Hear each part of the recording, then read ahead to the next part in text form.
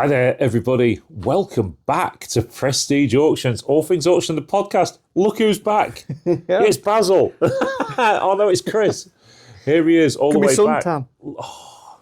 There's mold, actually. Listen, before we go any further with today's podcast, I want to just say a few things very quickly that are going to be coming up later in the podcast. So later in the podcast, I've had such a frustrating week this week that I'm going to be talking about things that have wound me up to the max. So later on, we're going to be talking about estate agents. What else was there? Estate agents. Takeaways and white eggs. Watch this space. Coming up later, Carl's getting mad. Anyway, before we start, of course, usual... looking back at last week's auction before we talk to Chris about his travels. Last week's auction, fantastic, packed. I don't think I've ever seen a room so full. No, from 8 o'clock viewing, it was jam, wasn't it? The viewing was packed. Lisa was 1,500 items again. Lisa was doing commission bids until God knows what time on Friday night. Literally till we went to bed. Yeah. It was that full on. Bids coming through on commission, on the WhatsApp, the Messenger. It was just crazy, insanity, but brilliant. You know, having great commission bids makes for a great auction, and because it makes it quicker, especially when you've got 1,500 lots. Me and Lisa, of course, tag teamed the auction last week to get it through as quickly as we could. Still done for 4 o'clock, weren't we? Yeah, 4R4, I think, somewhere around there. Yeah. But that doesn't give us much time to get things sorted, does it? After the sale, no, it makes a busy Sunday, so doesn't it? Everything was just a bit mad last week, but what a great auction! I mean, there was nothing outstanding in that auction, in my opinion. Nothing. A lot of average, yeah. But people in there. The thing that got me was the amount of people that just couldn't get sat down. It was standing room only, wasn't it? Because it was just so. And some packed. of the prices. Some of the prices did well. I mean, are we maybe just seeing a change in the way people are buying things? I think so. I've obviously been away for, 4 auctions, and I almost didn't recognise it just within that month. Yeah. New faces, new sign-ups, new bidders all over the place. The prices, competition between bidders as well. People were getting braver, and there was more and more sort of like little inter-CD battles, squishy battles. There was stuff going up all over, wasn't there was all sorts. I mean, people are seeing the edges, and people... A lot more people have got into buying and selling. We know that. I mean, and I don't know if you had a chance to watch it yet, but we did a fantastic podcast with Bruce while you was off. To be fair, one that I really enjoyed. One certainly that the viewers enjoyed, and lots of people have been asking for a follow-up. I think the follow-up is going to be me, you and Bruce, because it'll be good to put a different edge in different questions and so on. Because, you know, he's a man that's seen things, done things over the years. He's seen this place change. Yeah. Yeah. Yeah, so ultimately, it's one of those, you know, you sort of look at and think, well, he's got some interesting stuff to talk about, and I like his pointy shoes. His pointy shoes. Yeah. Why when he walks into the auction does he go, "All right then, boys"? Brucey. I'm sat at home now. It's 8:05 on Friday night tonight, because we are filming this for tonight's podcast. And Bruce is now typing away like that. Yeah, what's wrong with my shoes? I think it's going to be interesting. I mean, one of the things that we're going to be doing going forward. No, let's talk about that in a bit, because we've got so much to go through today. It could be a long one, this one, everybody. Said the actress to the bishop. Anyway, so let's... Boom, boom. Yeah, boom, boom. We'll talk about him later as well. So, no, great auction last week. Absolutely loved every second of it. Enjoyed the crowd that we had in. The crowd was really good. You know, people are being respectful to each other, which is always nice. Yeah, I mean, they've got the little battles going on. Yeah. But it's business, isn't it? Yeah. So. And of course, this week we put live the special auction. One that I'm excited about. We've just taken a couple more bits in for that are going to be added as A and B numbers. one piece particularly special that you've just seen as Yeah, well. yeah, A fantastic Masonic 18 karat gold jewel. What a piece! What an amazing piece! One of the best I've ever seen. Probably one of the brightest looking items. Oh, it's just wonderful. I mean, overall, the specialist sale is a good one. From the very start, cinema posters onto some really quite rare cigarette cards, moving on to jewellery, Masonic jewels, lots of silver, amazing furniture, fantastic pottery, and ending up with just a superb book collection. I quite like that big beaten copper container. It's lovely. Is it a coal bucket of some sort? Yeah. Yeah. It's very rare that I get excited about books, but I understand to a degree. I understand these, and I can just see how good they are. Of course, when an auctioneer says how good they are, it means how much they're worth. It worked because they've got good pictures in them. I didn't look through them. I just looked at the insert pages to find out. I mean, the thing is with a lot of the Wisdom cricket books is that the originals would have, of course, been in paper sleeves or sort of almost like a waxed feel to them.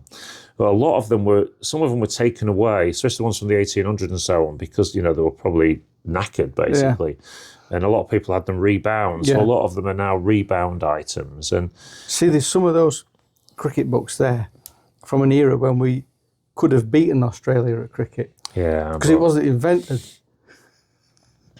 Do you know what? It's quite interesting. When you was opening the Wisdom books and looking, and it every time it says, on the first few pages, it says the laws of cricket, not the rules, the laws. It was though, wasn't it? Well, I mean, it was a very, you've got to remember, an empire cricket game. Was a very highbrow sport, wasn't it? It was for the rich, loved to go watch the cricket, and I mean, I've got to say, I'm not a cricket fan. I just find it. I think because my attention span, I have watched cricket. Don't get me wrong, and the bits I've watched haven't been too bad, but I could do with the games lasting sort of up to 2 hours, and that's it. No, I disagree, because what it really gives you is, even on a one-dayer, the short version, or 2020, it still gives you a 4 or 5 hour drinking session. You could have football and you only get an hour and a half. Because you've got drinking problems, I haven't. And cricket, I mean, a 3-day test match. Wow. Oh, God, no. I mean, I can't... And it's nothing against cricket. It's just the time given to one thing. I haven't got the attention span to give that much time to one thing. It's like a holiday, isn't it? Football can be tricky for me sometimes at an hour and a half. Oh, proper game on last night though, weren't they? What football? Well, no, football went on last night. Oh God, don't tell me there was some rugger. Was some rugger on, was there? First day of the Six Nations. Oh yeah, I've noticed it all over the telly. Not even seen it. Obviously popular then. That's because Mandelson weren't playing.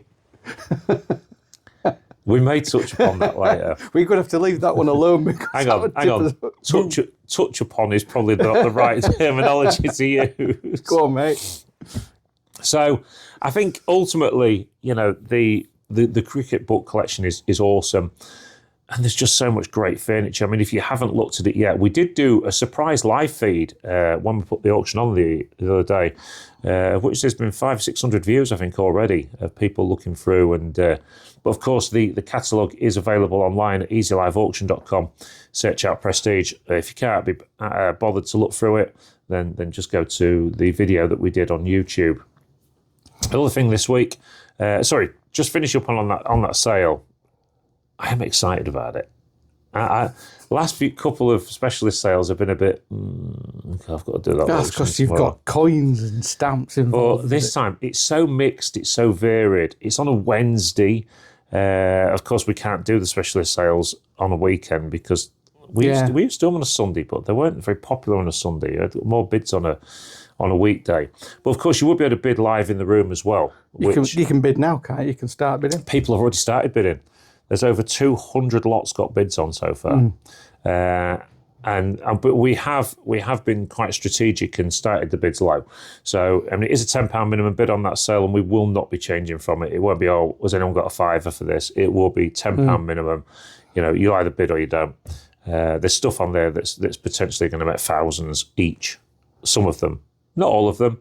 I think it really is an auction for everybody. There is something for everybody's kind of pocket, and it depends on what you like. It's like wisdom books are not for everybody. Cricket books aren't for everybody.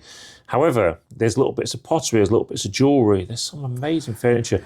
And this is the thing with the furniture. The furniture is immaculate. But here's the problem. It's dark wood and it's hard to sell. I've had 3 or 4. As a buyer, the special sale, if you're into buying furniture, you'll buy, I think the special sales are a better place to buy the furniture. Yeah. Rather than the Saturday sale. As a buyer, yeah, I think you'll potentially get a better deal. I've had 3 or 4 good dealers already look at this sale privately, and every one of them have used the same words every time. They used to be good. They used to be good. They used to be good. Used to be, and that's the little bit of a worry when it comes to these sort of auctions. But anyway, we shall see where that one goes. I'm sure we'll be talking about it more, and I'll be doing some sort of walk round as well, and maybe have another chat about things. We've got all sorts planned. Of course, talking auctions still as well, and things to do with auctions. It wouldn't be right not to talk about YouTube, because YouTube has gone from strength to strength at Prestige, and I just want to say a big thank you, as always, to all the people that have become members. Membership is only £3 a month, and it's now getting you guaranteed 1 video extra a week. And the one that we're doing at the moment is where we're going and looking at sleepers in the room. So the members are getting just that little bit of an edge on things that maybe we've spotted that's not been made a song and dance about because it's a general sale. But I've spotted and think you could make some extra money on those. So, but you can always tell. I can now, since I've been sat up here at the front of the rostrum, when a sleeper's coming up and you can tell who's seen it. Yeah. Body language. People getting twitchy. They do, don't they? And when somebody's trying to talk to them, they're going like that. Yeah. No, they've been chatty all morning. Do you want a burger? Yeah, go on then. Do you want a burger? No. Yeah. Larry's upped his coffee making skills last couple of weeks because he went down a little bit. I'm going to be honest. Yeah, his coffee was a bit cold. Think he's had training? Yeah, we've had him retrained, and he's back up to speed now. Thanks, Larry. So he was the Guinness man last week. He was the Guinness man? Yeah.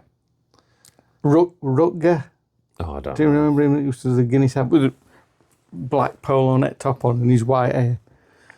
No, I can't remember. No, he's moved on from Joey Boswell now. Joey Boswell and the milk tray man, and everything else that he's been. Yeah, he's and I mean, to be fair, he looks like he should have been in Shawaddy Waddy. Definitely. Don't you reckon? Yeah. He's got sort of the haircut and everything, and he's probably sat at home now. He's either laughing or he's going, "I'm having you two tomorrow." I might not have any coffee off him this week. So, bless the burgers. Larry's a great guy. The burger. Talk about the auction. The burgers last week. There was something good about the burgers. Was it from a different place? Well, no. I mean, it was Dave that was cooking the burgers last week. Oh, one of the best burgers I've had. That. Really? Yeah. Loads of people were saying, "Where have you got your burgers from?" Oh, the burgers. I mean, we was using the better ones. Yeah, the ones with the onion in them and all the rest of it. Yeah. Oh yeah. Yeah, they are a bit more expensive though. So if Lisa knew I'd bought them ones, it would have probably been a problem. But because I think they're another 30-40p a pack. Oh. Yeah, it's another 10p a burger. That one, and 4 burgers in a pack. That's because the jewellery cabinet was so big last week. Oh, the jewellery cabinet. I mean, it's not so big this week. God, no. I bet you I only gutted. managed 1 burger this week. I bet you gutted. You love the jewellery cabinet, don't you? Yeah. I did, 200 lots last week? It was 150. It was 150 lots. Felt It's a lot slow. more. It's slow. I mean, 150 lots in the jewellery cabinet is an hour.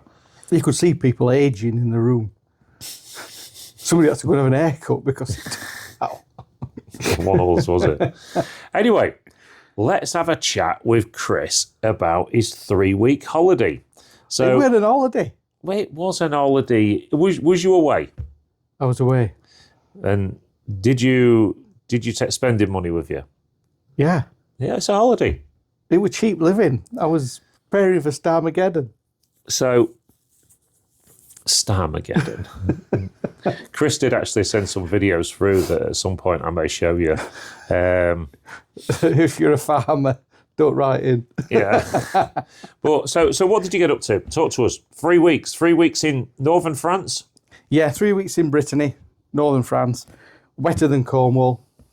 It was just, I mean, it's been wet here, hasn't it, forever? Yeah. It was unbelievably wet. And I was telling everybody you was in the eye of the storm, weren't you? Yeah, we had that big storm on day 2. Roof stayed on, but yeah, it was pretty evil actually. There was masses of flooding, trees down everywhere. I want to give people a picture of this holiday home that you've got. Right. It's the one that Airbnb rejected. They went, no, you're all right. You're mate. right. we like our properties to have electricity. Yeah, it's got no lecky. So the place you bought it. Oh, I've had it 23, 24 years now, yeah. And it's a little place in France, bit of land with it, which is quite nice. Yeah, it's got about half an acre of woodland. No, it used to be woodland. They're all on the floor now. Until you got cold. No, it's just half an acre of bramble. But there's a killer snake that lives on my land, so I've got to be careful. A killer snake? Yeah, he's killed the old boy that used to have the house before me was an alcoholic. Right. That was changed then. And he went down onto the land. I don't know why. And the snake got him and he died. It's some sort of like Northern European adder. Viper, they call it, some sort of viper. God. But yeah, they live on the land, so I was like dead scared about going on there. Because my next door neighbour, Bob the builder, a Frenchman, had told me that he'd seen the snake in late summer, like on the embankment, just like soaking up the rays. So I know it's there.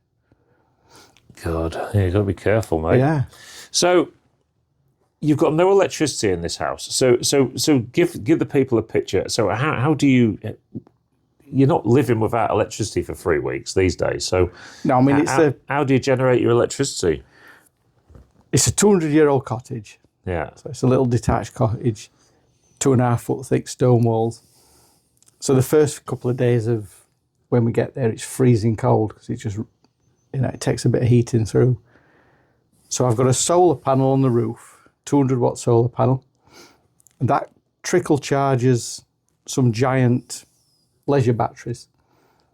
So they're 12 volt batteries run a light that's in the bathroom, a light that's in the downstairs room, a car CD player, which is linked up to some sunk speakers because it's pretty mega actually. It's like a proper disco.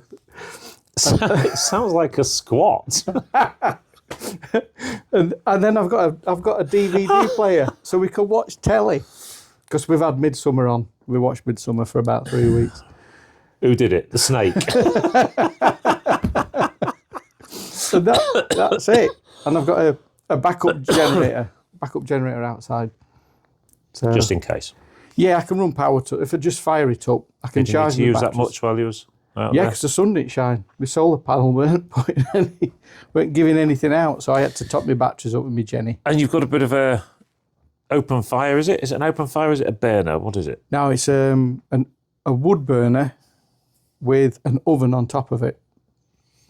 So yeah, you just 4 wheelbarrow loads of timber a day. I mean, So basically, then you go on holiday and spend most of your time working like hell. chopping lumber. Yeah, yeah. You're My like- shoulders killing me. I'll just be whacking me wood for like 3 Sorry. That's how you get warm. I didn't need the fire. Oh dear me. I'll have to show you a picture of my wood pile. Yeah. I've been whacking me wood for 3 weeks. Still under your arm, eh? Got no feeling in my right hand. Oh dear me.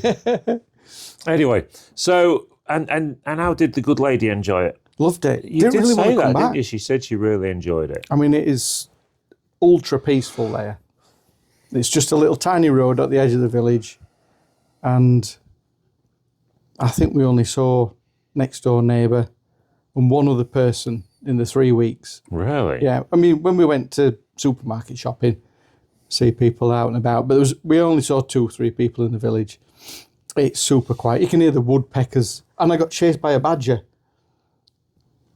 It's like an adventure holiday, Yeah. isn't it? I got chased by a badger at night. Avoid the snakes, chased by badgers, woodpeckers having a go at you. And we did have a second round of roadkill this time.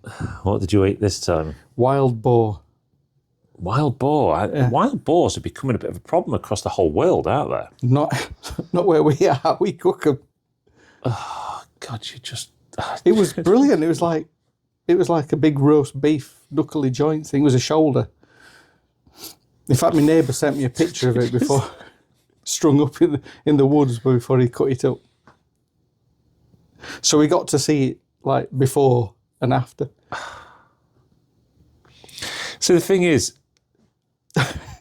if I tried to sell this kind of holiday to Lisa, she'd be like, no. Me hot water's brilliant because we have got water. Oh, hot water. So how do we get hot water then? Right. So this is brilliant.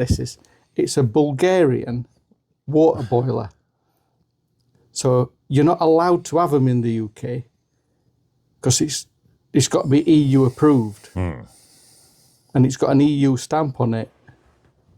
But we're not allowed to use it there because they're banned in Europe. It's really weird. But we smuggled it in. So you light a fire in the bottom, shoebox full of timber, 20 odd minutes. The heat, and there's a central flue. So on top of this boiler, the wood burner at the bottom, there's a big 70 litre, 80 litre gas tank, converted gas cylinder. So you light your fire, 20 minutes, half an hour later, as soon as the temperature reaches about 37 degrees, we've got like a little thermometer on the side of it that measures it, you're waiting there with your towel, waiting for the temperature to go up. As soon as it hits 37 degrees, you run in the bathroom, turn the tap, and cold water rushes in the bottom, pushes the hot water out the top into the shower. You've got about 8 minutes, and then it turns freezing cold again. If you don't time it right, you get scolded. So That's something to look forward to. you can't faff about, so you've got to be like ready to run into the bathroom, 37 degrees, and I'm upstairs and I shout, go! That's it, into the shower. There's no kind of Premier Inn guarantee here, is there? Power shower. And... I've got a couple of pictures of this. I'll send them through to you. You can probably put them on there. Yeah. And I did see a picture you sent us during your holiday of your washing machine. Yeah. Yeah, I bought that here. So that is what a ball. Yeah. And a handle at the side. It's on a stand, and it's one of these old caravan ones. It's like a concrete mixer, really. So it's just, you just put all your clothes in it, screw the lid down, put your gubbins in it, spin it, and we have it in front of the fire. And then, when we've done this washing, there's a washing line comes down from the ceiling, one of them old-fashioned racks. Yeah. So you put your clothes on it, wind it back up, because it's right above the wood burner. All the hot air goes up and dries it. It's genius. Do you know what? We've been there that long and done all those off-grid things. I thought Ben Fogel was going to come and visit us. No, even he's said no. No. Outdoor boys have said no. In fact, do you know what I mean? It does make you feel. I mean, I know you love it, don't you? You absolutely love it. It's your little escape. Yeah. And I know Kim enjoys it as well. But I mean, it's just it's horses for courses. It's just not. I just couldn't see myself doing it. I mean, I get annoyed if room service is 10 minutes late on my holiday. So, hey, who knows? You develop all these different skills. It's different. I mean, how many people in this country now, if the lights went out, the lecky went off, it'd be a disaster. What would happen? How long would it take? It would be a disaster. I've been watching a guy on YouTube called Charlie Survival, Quite an interesting guy, to be fair. Just talking about different things that you should prepare for. Not necessarily we're talking major things like war or that, but what if there was a major outage? What if the Russians did cut the cables and all the rest of it? You're right. How would you cope? How would normal people cope with all of a sudden? Oh, I ain't got a mobile phone. So I can't sit on that for hours. What are you going to do with your time? How are you going to keep yourself warm? How are you going to eat? There's just so many things. Your heating's not going to work in your house because your heating is probably controlled by both gas and electric. Even if the gas was still on, it's no good because you've got no electric and so on. So, the things that you are doing do actually make a bit of sense. So ultimately, I think and this brings us nicely onto the next subject, which is everyday observations that we've been discussing. I told them last week when I did the sort of little thing on my own that me and you have been discussing everyday observations and what we're going to do. And I think it brings us nicely onto it because, maybe when we do everyday observations and some of the weird things and wonderful things that we're talking about on there, we could maybe nip over there for a couple of days. Yeah. And I could kind of see what it's like. Experience. And I think it would be even funnier to take Lisa. Probably when it's a bit warmer. Nah. But no, I mean, everyday observations, everybody. So we are putting the final bits to it together at the minute. I was doing some more work on it at home yesterday, which I've not even discussed with you yet. And we are looking to start the filming for that within the next week or two. And but it's going to take us a little while to put the stuff together. Each show is going to be made up of lots of different bits. So there's going to be some stuff in the studio where we're going to be interviewing people. We're also going to be interviewing people out on the street. Now, of course, the name of the show that we're going to be doing is, just so you know, everybody, it's not to do with auctions. It's not to do with auctions at all. Although auctions will come up into it because it's a brand business. But we are going to be starting off each show with an observation. Now, we all do this. Everybody does observations every day. You just don't realise it. You all say to your partner or your friend or whatever, Jesus Christ, if you're just saying that, what on earth, blah, blah, blah. It's not got to be bad. It's not got to be negative. It could be positive observations. But we're going to start off each show with an observation. That's how the opening of the show will start, literally an observation. And then some of the show will be taken... We'll take us down a road where we look into that. We may interview people. We may talk to people out on the streets. We've bought a microphone for the streets and all sorts of things. But also within the show. And the show's not going to be an exact format every week, is it? No, it can change all the time. So, for instance, Chris has got this thing where he wants to do Chris's Conspiracy Corner, which is fine, but it's not necessarily going to be in every week. We're going to be doing Larry's Confessionals. Larry's going to be getting involved a little bit with the podcast. And well, not a podcast, it's a show. And that's not going to be on every week. So it's not going to follow the same format every week. But what we are guaranteeing is we're going to make it funny. This is what it's going to be about. We need some other ideas as well. People can... We want people to come and join us on the show. If somebody wants to join us for a week's filming, then great. There's all sorts of stuff that we want to do. We've got to get the table put in here. It's still the right one. I can come up and have to buy one at this rate in the auction. So we needed a higher table. We've just bought some new mics and so on. And this is going to... we're also one of the things I'm looking forward to most is the challenges that we're going to be doing where we take off all the YouTubers. So if there's any big YouTubers out there, for instance, we're going to be trying to have a go at... Me and Chris are going to do some food challenges. We're going to do some reviewing restaurants and bars. And you like that one? Roadkill challenge. We're not doing a roadkill challenge, no. Pack it in. You're not in France now. We're more civilised in Grimsby. And... maybe. Anyway. You got wild boar on them heads on the roundabout. We have, yeah. That's where the they rest came of them from, gone? wasn't it? You ate them. So all these different things, but the challenge is, and we're just going to make it something to look forward to. Now, one of the things, when we're looking at the amount of filming that we've got to do to make this happen, is we can't guarantee that these are going to be weekly, can we?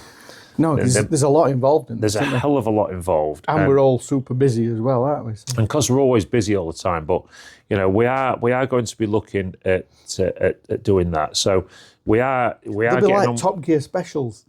Yeah, it's going to be a bit like that format, to be honest, with a bit of a challenge and all sorts of stuff. And then on one week it might be that because so much filming took place on one challenge, then the whole show might be dedicated to that challenge and so on. Well, of course, we've got more boot sale challenges coming up when the weather starts turning, which will be great. Looking forward to that. I've already got some gear for that, haven't we, put aside? It'll take 3 years to dry out. And also we've got I thought of something else then, but it's gone. Oh, yeah, YouTube Live coming up. We was out with some members of the team on Wednesday night this week, and eating and drinking. Eating and drinking. Yeah, we've pretty much got full buy-in off the whole team, which is going to be taking place in here. Now we're hoping to get that done within the next 2 or 3 weeks. So it'll be a Wednesday evening, most likely, in the studio here. We're going to set some mics up and so on, and it's going to be, you can ask any member of the Prestige team any questions you like. So, I mean, so far signed up to it is Liv, Lisa, me, Chris, Tom, George. Dino has said no, hasn't he? He has, so which far. is a bit shame because he's got lots of information about moon landings that need questioning. If Dean's on the live one, somebody please ask the question about moon landings. Do that. If we do get Dean in from the clearance side of Prestige, if we do get him in, when it's the night time, you're typing in your questions, please, because I know we don't watch these podcasts, so please somebody just say, Dean, do you think the moon landings actually happened? Yeah. And that'll be it. He'll either walk out. Yeah, and ask him if he's allergic to comedians. Yeah, and ask him what he thinks to Ricky Gervais. and Jim Davidson as well. Davidson. And of course, so we'll come to that in a second. I think there's so much we haven't... Yeah. Because we've been off for so long, there's so much we need to talk about. So that's going to be the Q&A live, and it's going to be for everybody, this one. So do get involved with that one when we do it. It'll be a good night. We're going to get some pizzas in. We're going to be online for a couple of hours probably, just having a few drinks, having a bit to eat, and then somebody's going to be sat over there at the computer. We'll sort of take it in turns. We need a bar. So look at the questions. A bar in here, yeah, that's a great idea. So what jogged my memory then? Jim Davidson. Yeah. Right, okay, so we started a challenge a little while ago, and I know 1 or 2 people have got involved with it, but we want to fill Grimsby Auditorium for the Jim Davidson show that's coming up in March, I believe. Yeah. So it's getting closer and closer already. Get out there, get your tickets for Jim Davidson. We're not on a commission deal from Jim or out like that, but this guy is a funny man. He's political, he is controversial, but that's what makes things funny, isn't it? And if we're looking at political and controversial, all we've got to do is look at the news for the last 2 days. Let's face it, you are giving people like Jim Davidson all the content that they need. However, he validated everything he said. When he came to Grimsby last year, we didn't know about it. It was gutted, weren't we? And the auditorium apparently was only half full. We want to help fill that auditorium, so get your tickets. The Prestige team, the people that are going anyway, including my son and others as well, we are actually sat on the balcony at the side, on the right-hand side. If you're looking at the stage, we're on the right-hand side. So if you get your tickets, buy tickets up there somewhere. They're only out 30 odd quid each, something like that. They're not a fortune. It'll be a great night. We can all meet in the bar beforehand. Don't sit on the front row. And don't sit on the front row. But I do know that quite a few people have been buying tickets. We need more and more. We need to sell this place out, definitely. Are we going to get a bus up? Minibus? Something. I think there'll be more than a minibus, to be fair. Yeah. I think it's let's just all meet in the bar beforehand and hopefully have a bit of a laugh, and we'll try and arrange to get in there literally as soon as the doors open, so we can, because the auditorium's a nightmare for getting a drink. Yeah, once it starts filling. Yeah, well, I've got to say, I want to have a bit of a rant about so the things I want to be ranting about. There's a few of them. There's a few. The things I'm going to be ranting about. You need a month in France to chill out. Are everyday observations. Yeah. Out there. This is why we need to do everyday observations. But it annoys me when you go to the auditorium in Grimsby. Why does it take so long to get a drink? I mean, they know they've got like an hour before the show and half time and that to make their money. Why don't they set it up better? More people on the bars. I mean, you go to a concert or whatever, you get, even if the queue's massive, you save within a minute because they're just ready for it. I mean, surely. Yeah, they always seem in shock, don't they? That it's like, oh, what's happening? Or why not have a bottle bar at the side where they're just taking card payments or whatever they do? Not that we agree with them, but if make it quicker, cash card payments, whatever. I'll have 4 bottles of that, and off you go. They're missing out, aren't they? They've only got 2 or 3 hours to make some money on that night, and they're missing out. Yeah. Businesses that are missing out these days, they're doing themselves in. You can't afford to do that. Anyway, Eddie's just come in. Eddie, do you want to come in and join in on the podcast?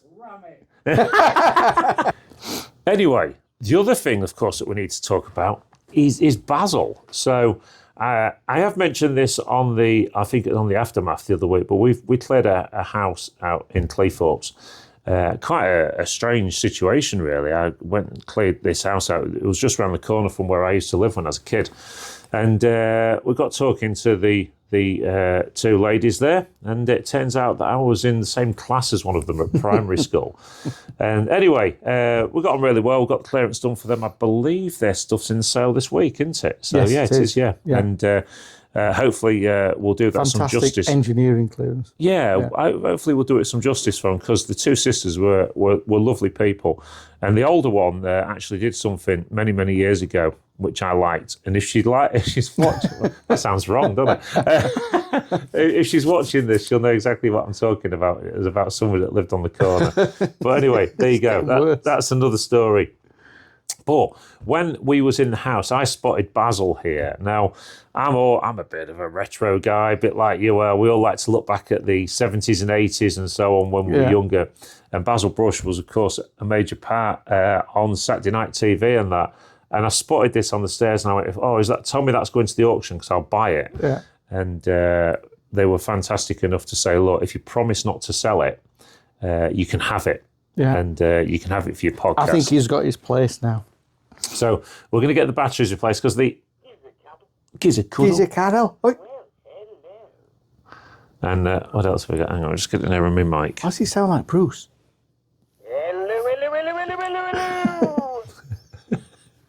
Got any jelly babies? Got any jelly babies? It does sound like Bruce, doesn't he? Got any jelly deals?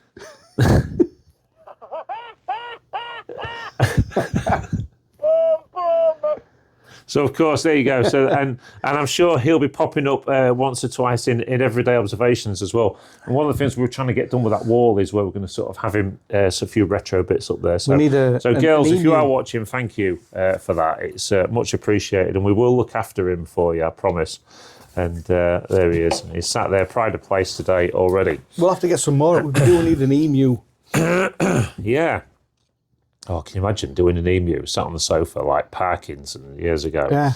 And just... Oh. Well, he's been here, hasn't he? Emu's been in Cleethorpes. Yeah. Used to live on the pier.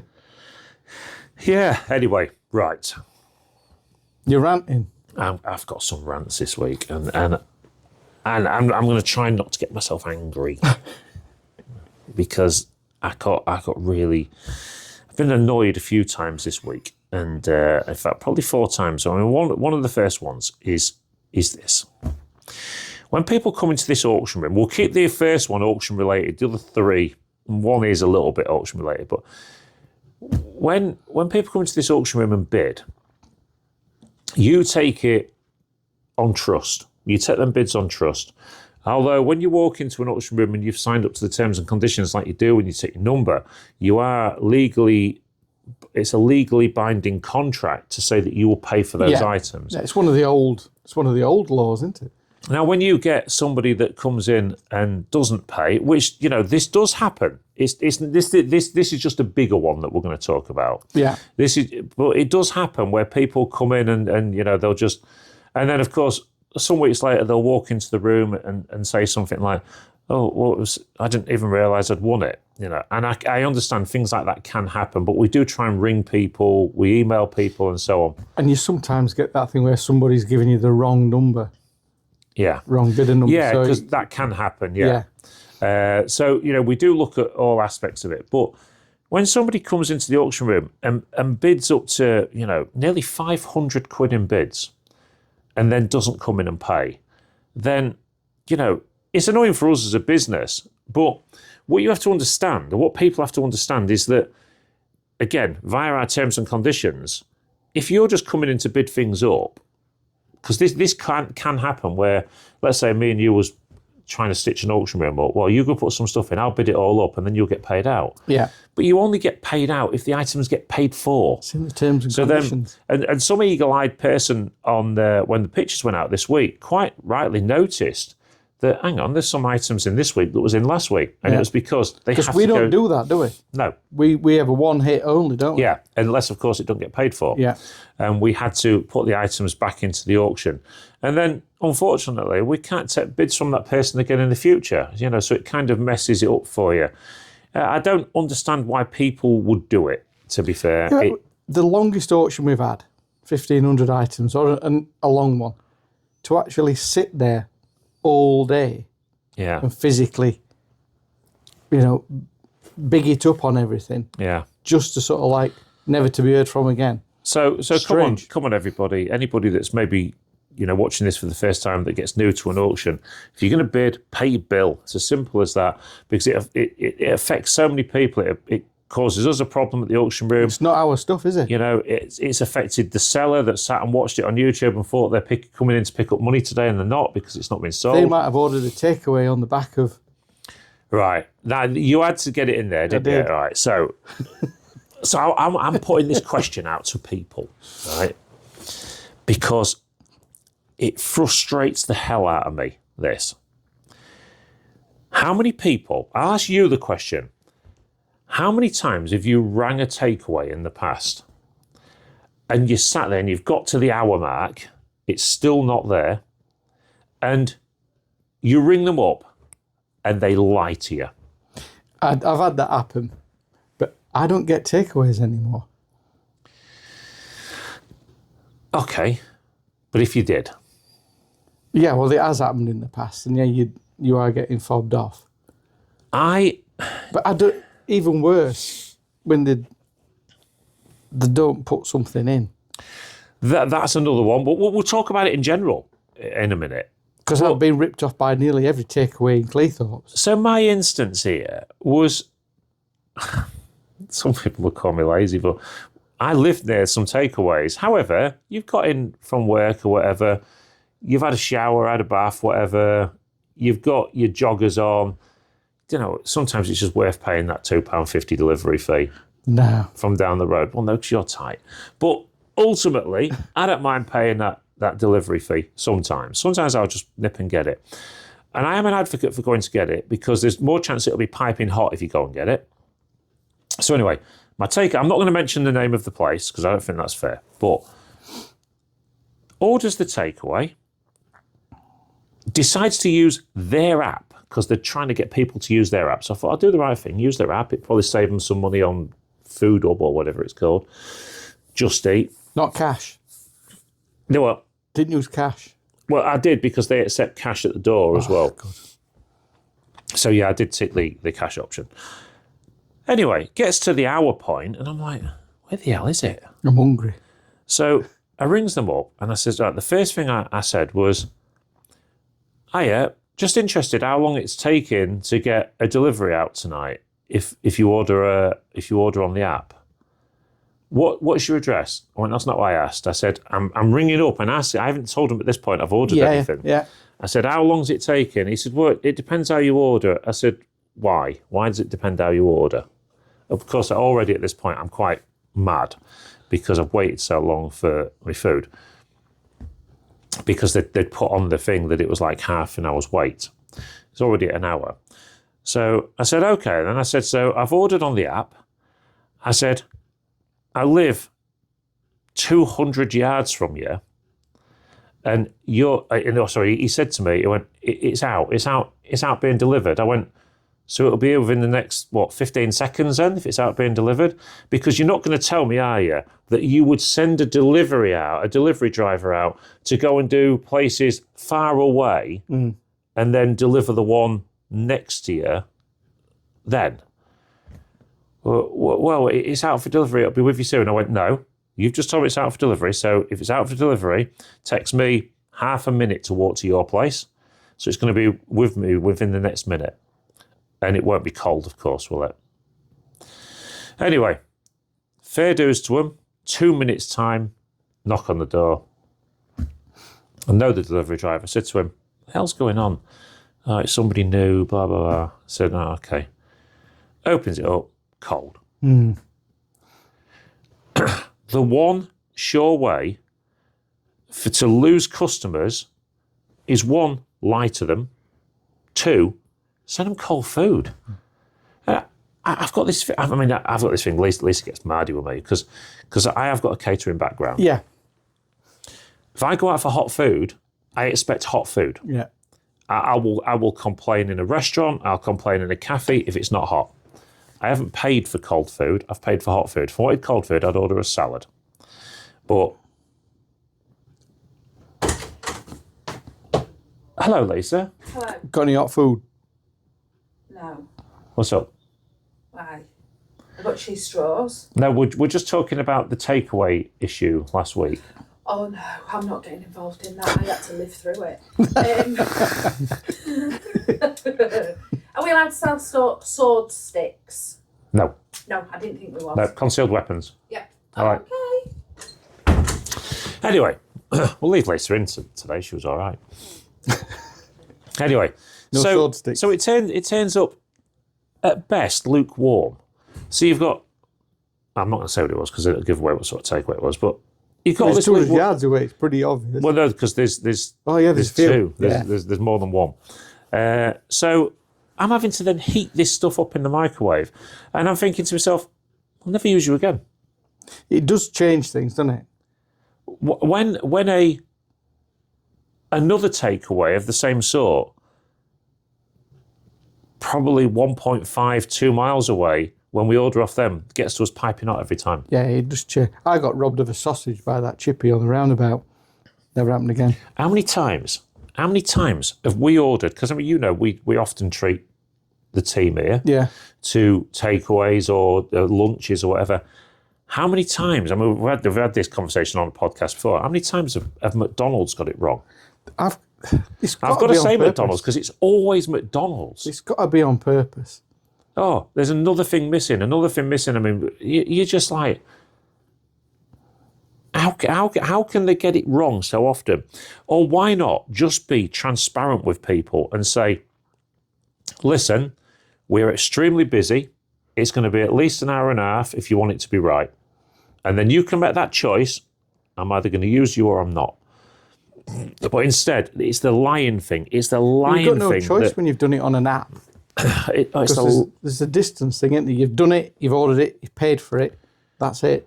It's the lying thing that gets me. You can't get your money back off an app, can you? Well, yeah, you can actually. You can. Can get it reversed. You can get in touch with Just Eat and so on. I've done it myself in the past because I mean, I've had.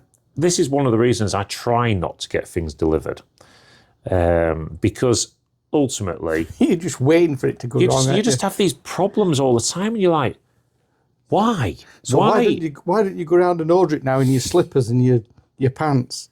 Well, I'm going to next time. Because they'll get you out of the shop real fast if you just stood there in your slippers and pants. You'll be like served like lightning. I just don't get it, Chris. I just don't understand why, when, especially in the takeaway industry these days, competition is so fierce. Surely you're aiming to get it right every time. And why, I mean, I can almost tell what has happened there.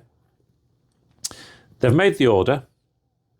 Whilst the delivery driver's still out, they've put them in one of them warm bags. Yeah. He's taken longer to get back. He's got back, picked it up. Right, go and get this one out, and it's cold. Or it's lukewarm, and it's just not good. Not good at all. Anyway, that's rant number one. Rant number two is this one. So we had a job cancelled for Monday. Okay, a full day's work for two people on the clearance business. And it's of no problem from the person that we're doing the clearance for. They're only going on advice.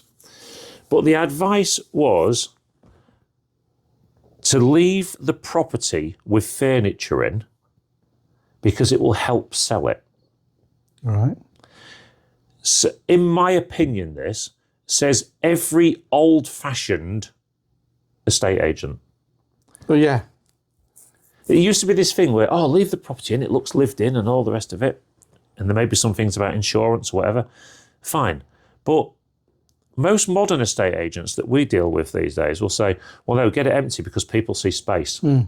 If people walk into a room and go, oh my God, there's a lot of room in here. Settee there, can I have the telly there? When you can see all the people's stuff there, all you can see is their stuff. Yeah. And you go, what does settee fit I there? don't know if it'll fit. So we get a job cancelled 2 days before we're due to do it, which we will never fill now because everything's booked up already for next week, which causes us a real problem. But aside of that, why are estate agents telling people to leave furniture in the properties and stuff in the properties? I don't get it. Maybe this isn't an open debate, this one. Yeah, because, maybe we've got some. Because maybe I'm wrong on this. I don't know. Is it better to leave furniture in a property? I can't see it myself. I know how Lisa was years ago.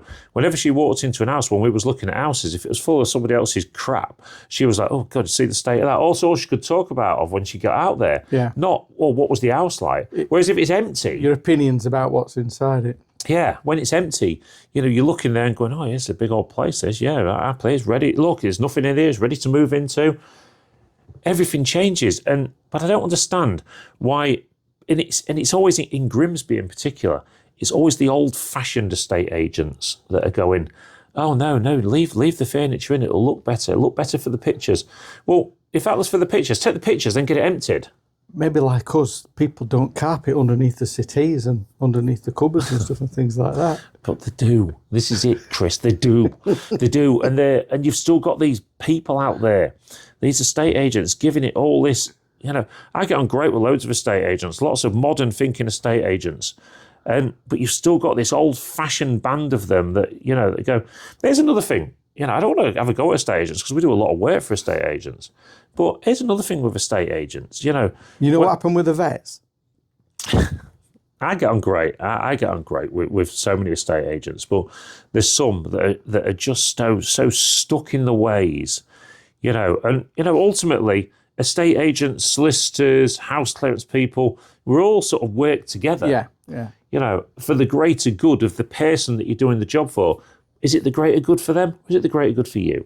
This is another podcast coming up because I've got a real gripe about something, but I'm not going to talk about that today because that revolves around solicitor and estate agents as well. And I think it's some of the I know what you mean. Some of the practices out there are still extremely wrong. We've always stated it's about our customers. We work for the best interest. We work for the best interest of the customer, not the best interest of your business. And some of the old-fashioned companies that are in and around the town, the country, the world have still got that. It's about us. That's what they should put under their sign. It's about us. Yeah. Anyway, that's me rant of that. What about potholes? I've just come back from France, and of course, they've got no money.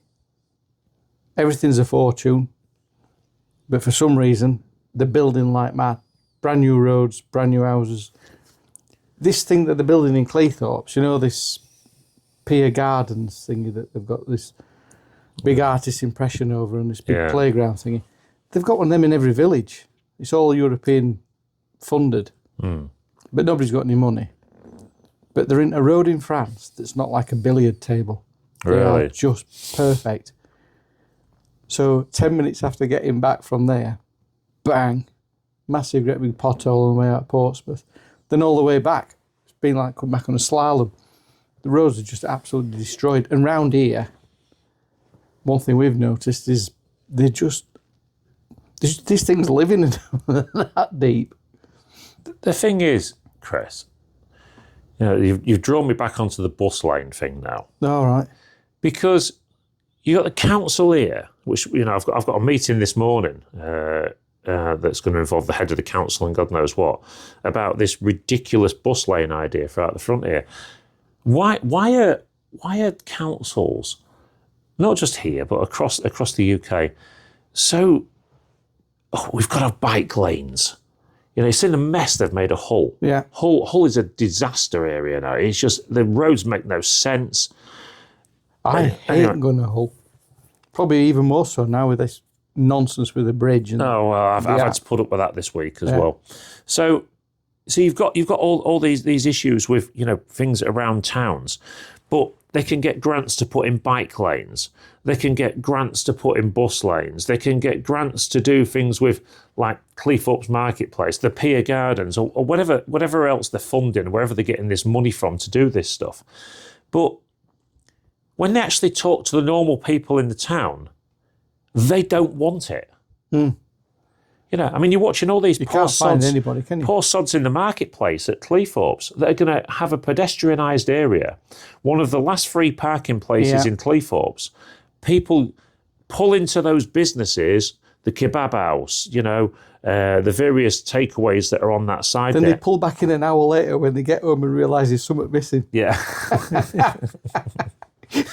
They think they should have got it delivered and then it's still been missing anyway. But pulling business is a big thing. And, you know, we've got it down here on Cleethorpes Road. Doesn't affect Prestige so much, granted, but the carpet shops, the radio shops, the copy centres, Sign of the Times and so on, people use the parking bays outside them places to pull in and as a carpet shop there, I need to have a look. Boom, pull in, job done, in straight in the door. Load up, 10 yards away. You take that away, even with, you know, the piece about saying that you can use the car park for 2 hours free at the back. You take away that we can just pull in and jump out. You go somewhere else. Yeah. I do the same in Humberston. If I pull up at the Spa shop and there's no car parking spaces, I pull straight out and go straight down to the next shop. Yeah, I do. Because everything all of a sudden becomes an effort. That's the sort of society that we live in now. Call me lazy, call what you want, but we're all the same. We all do it. We all do it. Yeah. And so you've got the council in Cleethorpes, or North East Links Council now, pedestrianising the marketplace, which to me is going to affect a lot of businesses. Look at Steele's, for instance. I mean, all of a sudden, you know, in people that go to Steele's, a lot of elderly people go to Steele's. Well, hang on. So you can walk from the Dolphin car park, maybe, the car park on the High Street, or the car park at St. Peter's Avenue, but you can walk. When actually, people often, taxis and things will pull up, let them out outside. Yeah. You know, you're affecting business. You're affecting business with this bus lane. I will get back to the point in a minute of what you was making. I don't really think I've gone off on a tangent. But the 150,000 quid to put a bus lane down here when there's bleeding potholes all over the place and God knows what else, there's so many other money things elsewhere. There's so many other things that need fixing first. And they've come up with all these figures. I mean, I had the notes through on an email last night. They've come up with all these figures about how many tens of thousands of people it's going to affect by putting this in. I mean, where did they get these companies from that are coming up with this information? And let us scrutinise how they got that information. But they're not from round here. They're not from round here. No. They've probably never even been here. No. And let us scrutinise the information that they're giving us. Is that not the Labour Party office on this road? Well, you've got the Labour Party office over there. I think they've moved elsewhere now, but they've still got that one over there. Can they not see from their front window what's happening? Well, I don't think they're using it anymore because, to be fair, Melanie On has got involved with this now. Right. She didn't just to put it out there at the start, she had no interest in it. But then a lot of people started jumping around, saying they was going to talk to reform councillors and all the rest of it. And all of a sudden, as soon as you mention the word reform and anything these days, we've just had this. They all seem to want to help. But anyway, to be fair to Melanie On, she's getting involved. She said they can put a poster up in the window over there, and they are starting to help now. But why didn't they want to help in the first place? There's a question mark around that. But anyway, that's the bus lane thing. That's the thing that's still winding us up round here, still getting to us as businesses. You know, these people. When's the date on that decision? Well, I think it's sort of February. I mean, look, I'm quite hopeful of this morning's meeting. We've got the head of the council there this morning, who's going to take questions from us, and you know, I think we all need to understand around here that the first and foremost question is why. You've got bus drivers jumping onto the Telegraph comments that drive this route, telling us there's no issues. So, and they also stop for a break here, I mean, if they were so far behind, they wouldn't have time for that break, Yeah. would they? Can you imagine what it's going to look like beginning of the tourist season Oh, don't. when you come over that flyover and the first thing you hit is like, what, half a mile of dereliction? Yeah, and think about this as it stands at the moment. While the businesses are still here, the one time of the year we have major problems on this road is in the summer season when people are coming into especially on a weekend, Saturday, Sunday. So they come down here, and of course, most people, when they see a bus lane, assume they can't go in it. Yeah. Now, as it goes, the bus lane initially, if they do it, will be between 4:30 and 6:30.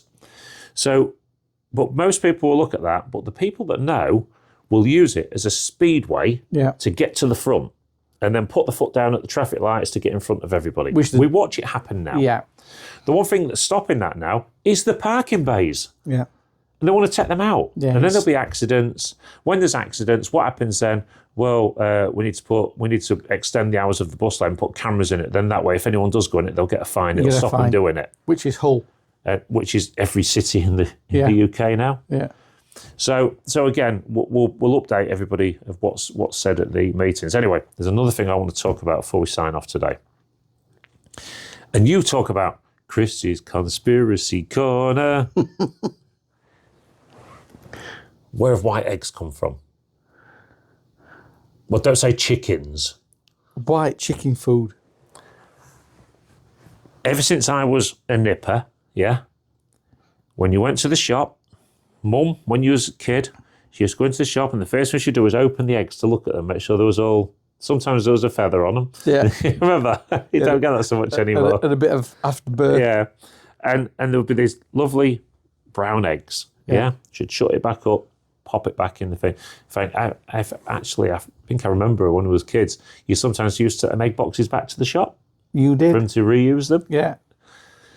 So there was brown. So all the way through my younger years, my 10 to 20 years, my 20 to 30 years, my 30 to 40 years, brown eggs. I know what it is.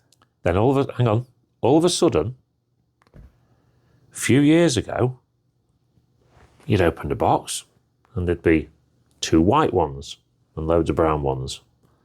And now it's all white.